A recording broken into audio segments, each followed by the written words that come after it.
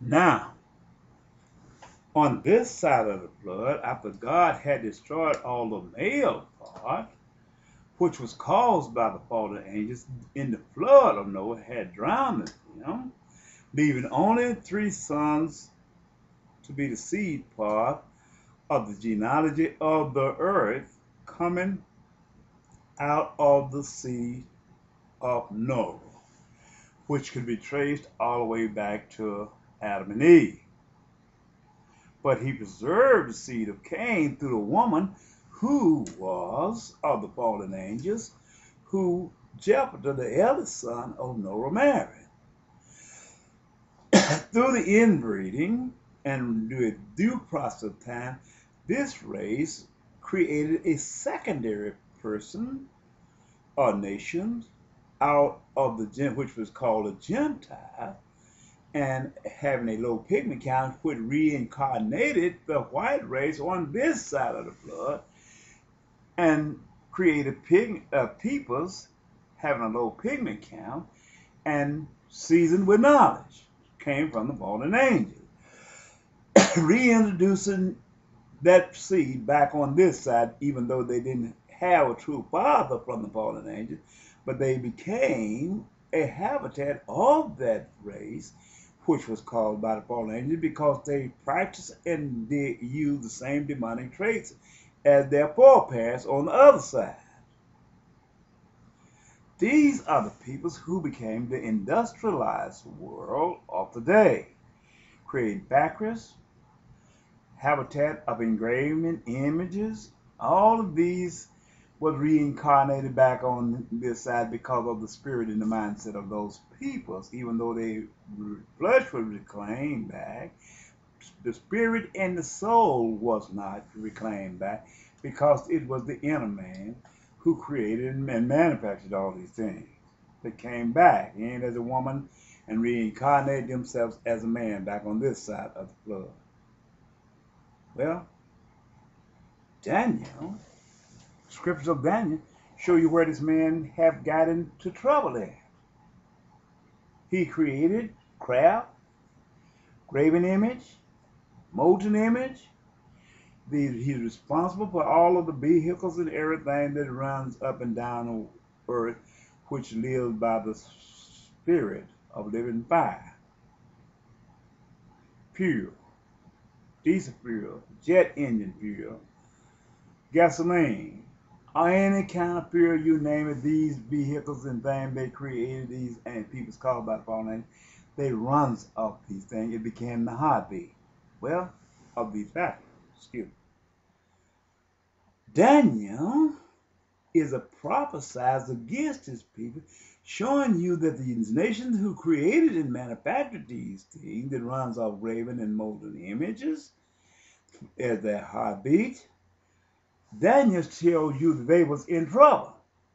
The industrialized had them took a reverse turnaround, and they depended on the oil, natural resource, but they didn't have it.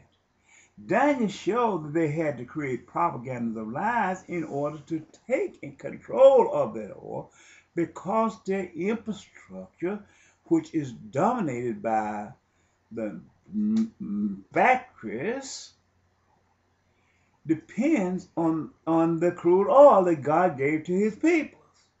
This is what Daniel is about. And if a person take and preach about Daniel and don't know the significance of why Daniel was there, which became know why what was the magnet that drove them there to the Middle East, he's preaching lies of falsehood.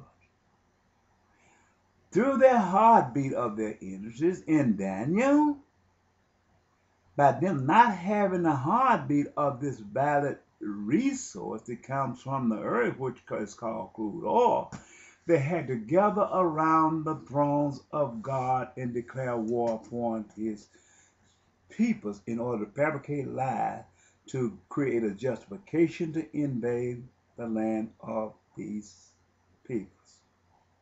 This is the significant part. And without that false prophet speaking concerning these things in the nation that is done this because of the crude oil, They're preaching lies of falsehood to you. From the foundation of the earth, God revealed these things to us, who the prophecy is going to be. In Genesis 15:9-10, he gave you a heifer of 3 years old, a she-goat of 3 years old, and a ram of 3 years old. Jesus was one of the rams, the first ram, but the secondary ram was John the Baptist, which was spoken of in Exodus chapter 29. 2 rams and the bullocks would symbolize Moses, which the shepherd would transcend to. But by the turtle dove and the pigeon spoken of in Genesis chapter 15:9-10 was not separated. It let you know the two unlike pedigrees will still remain to get attached. We all three came down in the prophecy of Isaiah 6:1-3 together, united together after John the Baptist, after the spirit of Elijah would be called up, and the spirit of Moses would be called up, which I live by the spirit of Moses, and this other man, John the Baptist, would live by the spirit of Elijah. But we all three had to be slain. We had to be slain with Jesus Christ as the utmost sacrifice for the covenant of connecting all three races together in Bible prophecy. Jephthah, Shem, and Ham.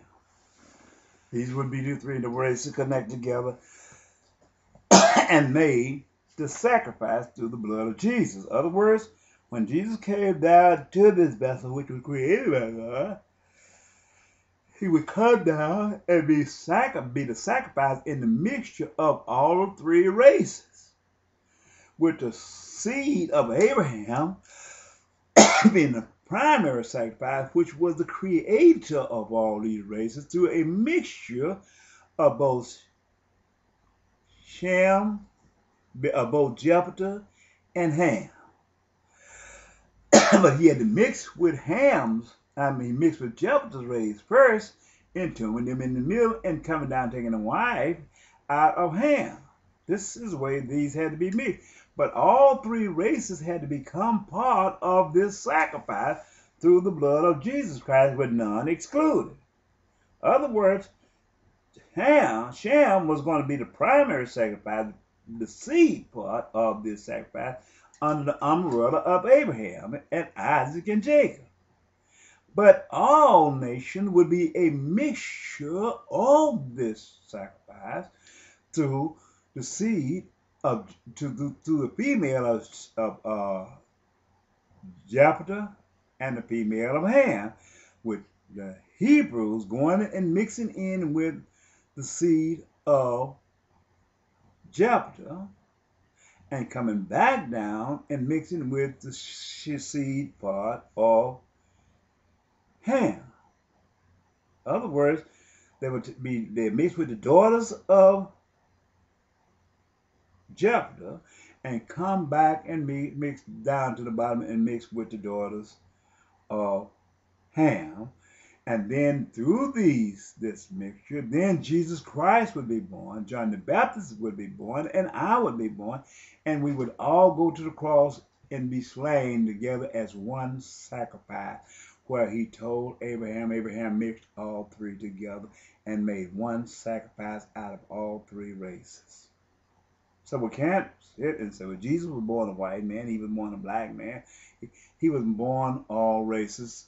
God created this for man to make everything equal justice, because there is no way that he could have used 3 males over there and over here and over there and make them sacrifice, because male is a male. He is not chosen to bear the fruit. But the male interbreeded with the daughter, which came out of Jephthah first. And the last resort that was driven down there in Egypt, where the